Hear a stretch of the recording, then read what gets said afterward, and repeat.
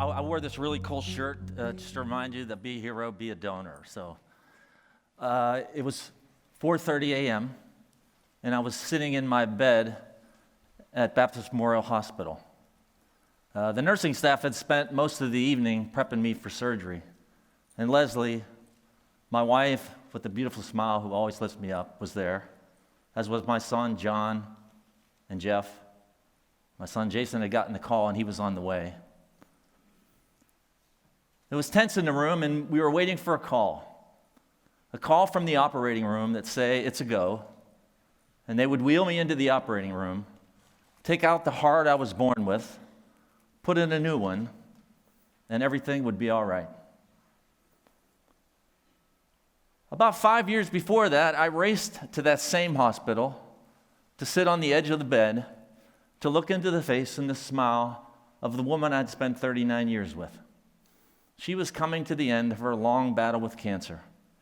And while she could not talk, the last thing she did as she looked in my face was smile and shed a tear. And that was her way of saying goodbye. And as my sons and I reflect on it, she fought her battle with such courage and grace that I only hope that I could do the same. At the time I was sitting on that hospital bed on September 15th of 2015, I was wearing the left ventricular assist device, better known as the LVAD. The LVAD is a pump that's installed in your heart with a line that comes out of the side of your stomach, and it's attached to a little computer about this big. It has 2 batteries attached to it. They weigh about 8 pounds, and you carry it around in a little satchel. I referred to it as my man purse. And it was a year before that I first got the LVAD. I went into the hospital to get a heart, and there was no donor available. And I just dreaded the notion of having to live with a machine. But at the end of the day, I was not going to be undaunted, and I did get the machine put in. And the surgery was really brutal.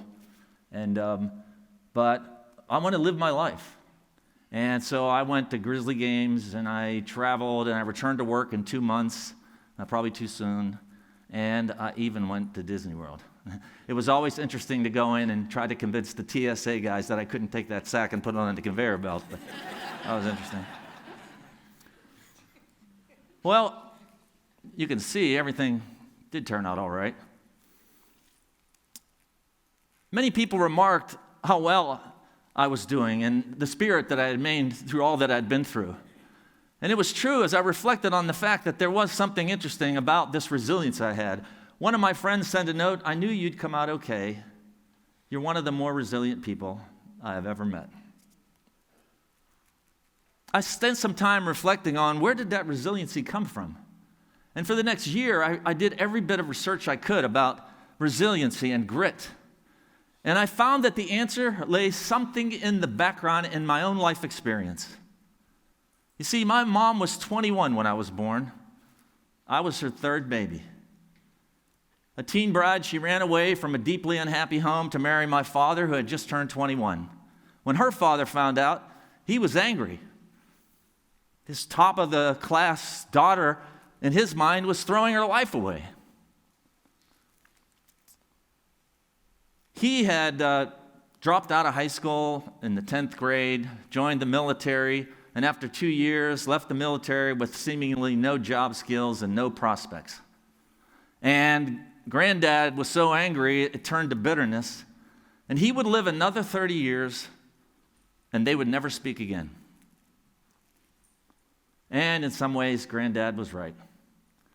The young family struggled. In the next 12 years, Mom brought home 6 more babies. And in the first 10 years, we moved 10 times. And Dad, as he struggled with the demon of alcoholism, changed jobs just as many. As for my own self, I had a rare disease as a child that kept me in and out of the hospital for most of a year. And I guess you're thinking right now, I'm going to tell you about what a horrible childhood I had. And I'll tell you, that wasn't true at all.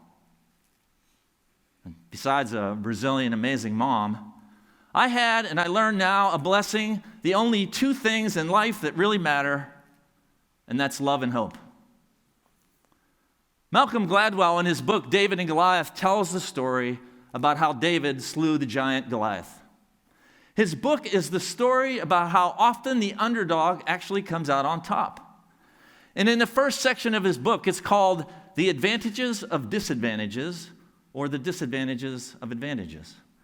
And in the early phase of the book, he introduces the notion of the inverted U. And, you know, we all intuitively know about the inverted U. I think of it in terms of stress, for example. You know, if you have a little bit of stress, you're probably not very motivated. You're probably not going to be very productive. You might even be bored. And if you go on the other side of the coin, if you have too much stress, that can be debilitating and obviously not very productive. And it's at the top of the inverted U, there's a sweet spot where the right amount of stress seems to be a sweet spot for productivity and happiness, right? Well, Gladwell was introducing this notion of advantages with the inverted U, and on this sort of horizontal axis, you got a person who's poor with few advantages and a person on the right who's rich with many advantages. And on the vertical axis, it's easy, and at the bottom, it should be difficult. And, you know, the conventional wisdom is that we all get that it's tough to raise a kid when you're poor and you don't have a lot. You know, poor schools and bad neighborhoods and unsafe conditions. But the conventional wisdom is, you know, if you have a lot more stuff, it's easy, but it's actually hard, right? If you're a billionaire, how do you turn your kid down? How do you set limits? And what are the things that teach them resiliency? And I guess the same thing applies for adversity itself when you think of the inverted U, right? You know, a little bit of adversity is good, but too much, maybe not so. As Gladwell says, conventional wisdom holds an advantage to something to be rewarded, and that it's a setback or difficulty that leads you worse off, but that's not always the case. In my studies of grit, I came across a book called Grit, The Power of Passion and Persistence by Angela Duckworth. And Duckworth was interested in studying exceptional performers. And she found out that what really mattered was not natural abilities and intellect, but what really mattered was this thing she called grit. And grit, to me, it was like a sister skill to resiliency. You know, this determination to not give up. And then in her book, she says, if you experience adversity, something pretty potent that you overcome on your own during your youth, you develop a different way of dealing with adversity later on. She goes on in the book to say, this adversity just can't be minor inconveniences. It has to be something that actually shapes your life. And so I guess you're sitting here now, if you're a parent, and say, well, what if I do if I'm a parent and I've been successful and I have a good life and my kids live in safe neighborhoods and go to good schools, and so do I introduce adversity into their lives? Well, probably not the answer, although I know a few people that try that tactic. Carol Dweck, in her wonderful book Mindset, introduces the notion that people have two mindsets. There are two different kinds of people in mind. One is a fixed mindset, and that's kind of the belief that you're limited in your capacity for growth. You know, and I've had fixed mindsets at times in my life. You know, I've said things like, I only know English. I could never learn a complex language like Chinese, and I'm not musically inclined. And I've said, I can never learn to play a musical instrument, and that's an example of a fixed mindset. Hey, let's face it, if I start picking up an instrument, I can probably learn to play it. I'll never be a virtuoso. But when you start with the idea that you can't do something, you got a fixed mindset. But if you have a growth mindset, you actually understand that what matters is effort and that you can do anything you put your mind to it, right? And you might not be the best at it, but within a range, you'll get better. And if you want to raise kids that can deal with adversity, the thing to do is not praise natural ability, but to praise effort. And don't criticize failure, right? Reframe failure for what it is. Setbacks and failures are opportunities to learn, opportunities to grow. In other words, don't smooth out the rough spots in life, right? Particularly the relationship ones. They got to feel a little pain to grow. We all have seen this quote. I think it's actually in a popular music, but it actually came from a German philosopher, Nietzsche. And actually, it's only partly true, right? Because there's that sweet spot we talked about earlier. There has to be the right kind of adversity. And it's got to be in the context of the things I talked about, love and hope. You know, grit and resilience won't help a kid in a neighborhood surrounded by violence because that overwhelms them. But there's a sweet spot there, right, where adversity and will help build resilience. So we all know that neuroscientists have studied the fact that our brain can actually rewire. And it's actually called neuroplasticity. And in her book, Bouncing Back, Linda Graham actually walks through the science of neuroplasticity, the fact that our brains can actually rewire even later in life to learn new things. And it's a fascinating book. And, we know this at some intuitive level, but, if you go work out at the gym and you start lifting weights, we all know that what happens at a sort of cellular level, that the muscle tissue expands and breaks down, and then it grows, heals and grows, and you actually get stronger, and you can see it. Well, what we now know through neuroscience is, in fact, our brains work the same principle. If you actually try a skill and work on it, something even like resiliency, you can get better at it. For example, these things you got 86 billion neurons in your brain and thousands of dendrites that flow through them. And when you actually practice a skill, those dendrites start firing and connecting together. And actually, you can see it under instruments that lighting up in your brain. And you actually can overwrite, as Linda Graham points out in this quote, early wiring to overcome and build things like this skill called resiliency. In 1975, armed with a crisp, fresh degree from the local community college, I started my job at a bank as a messenger on the loading dock. My parents, being poor as they were, heard their son got a job at the bank, and they thought he had made it. In 30 years of HR life, I've seen a lot of careers unfold, and I've sat around C-suites for over 30 years. And I actually taught career progress. And if you go on the website and you look at career development, you might see a thing like the slide on the left that actually shows this kind of notion of you start at the entry level and you kind of march yourself and progressively move up the ladder. Well, I can tell you guys, that ain't the way it works. My career looked more like the one on the right. The promotions didn't come, the setbacks, the poor performance reviews, the upset with a colleague, the failures, the bad decisions, the mistakes. And the key I've learned from 30 years of being at the top of large companies, as the people that make it to their go-up goal, it really matters how they show up when tough times come and they're faced with setbacks. When things don't go their way, where do they go? Martin Seligman, who's known as the father of positive psychology, was very interested in understanding about positive people. And he really studied the fact, and there's a framing here too, that people kind of have a pessimism or optimism. There's a parable about an alcoholic father who's abusive, and he raised two sons. And one son grew up to be a very positive, loving, and endearing father. And the other one grew up to be an abusive father like his own. When asked the question of both of them, why did you turn out the way you are as a father? And the answer was, well, of course, because of Dad. It all starts with that kind of mental framing, right, where you start in. And what Martin Seligman found out, that there were three things when it came to resiliency that really mattered. When you face adversity, you center on three things he called the 3 Ps: personalization, permanence, and pervasiveness. And this notion is that personalization is that when something bad happens to you, personalization is you think it's your fault.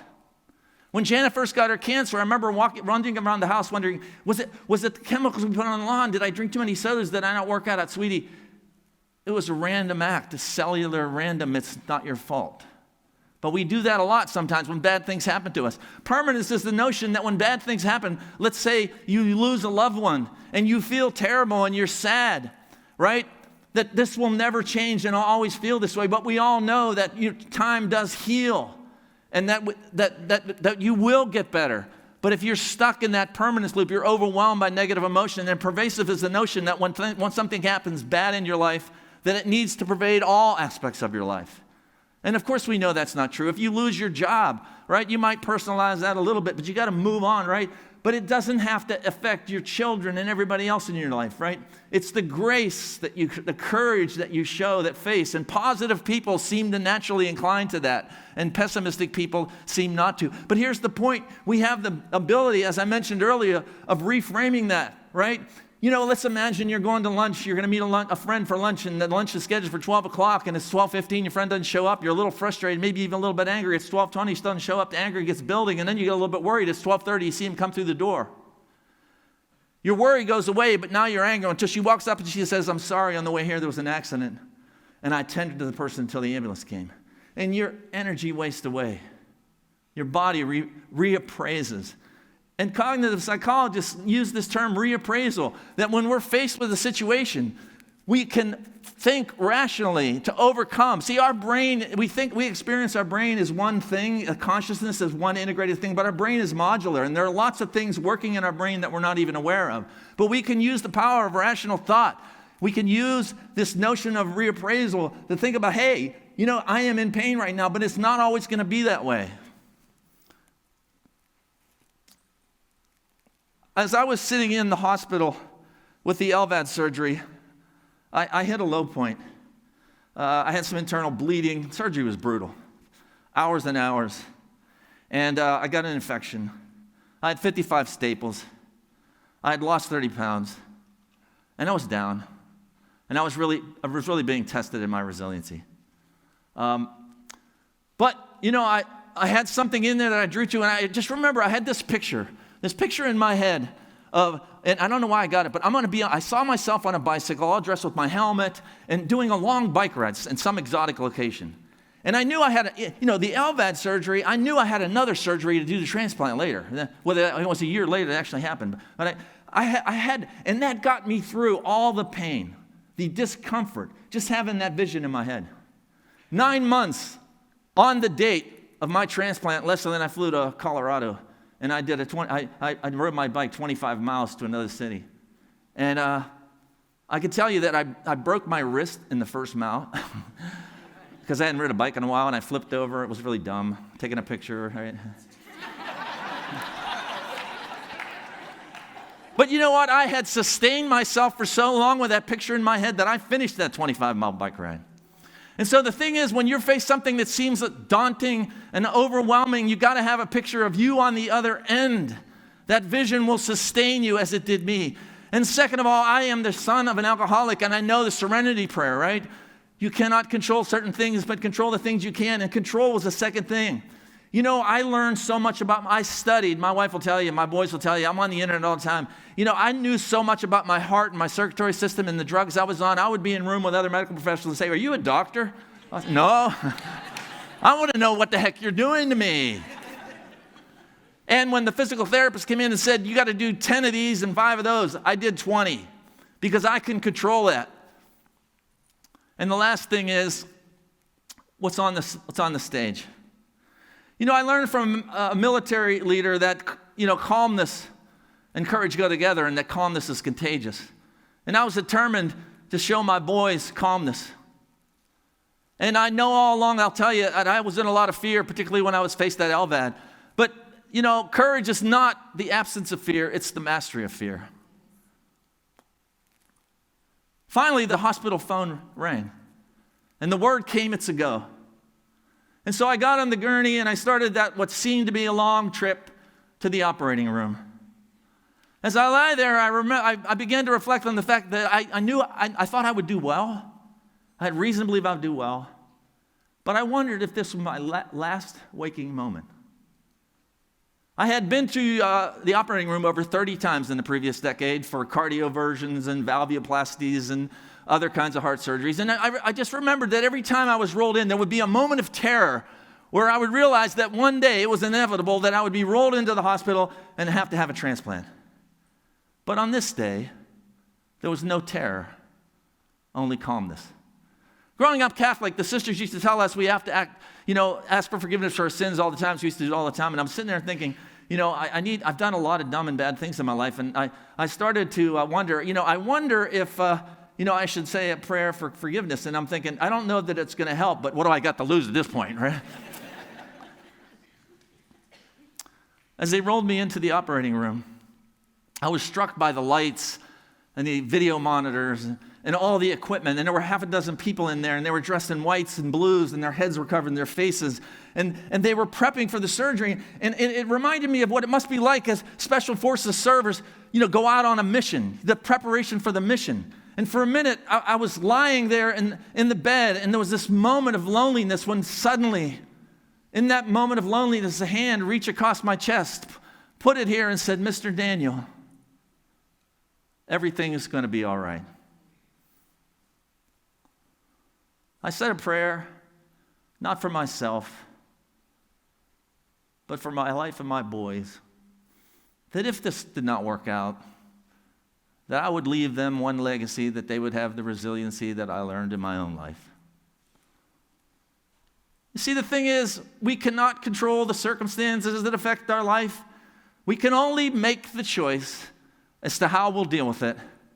And if we make the right choice, everything will be all right. Thank you.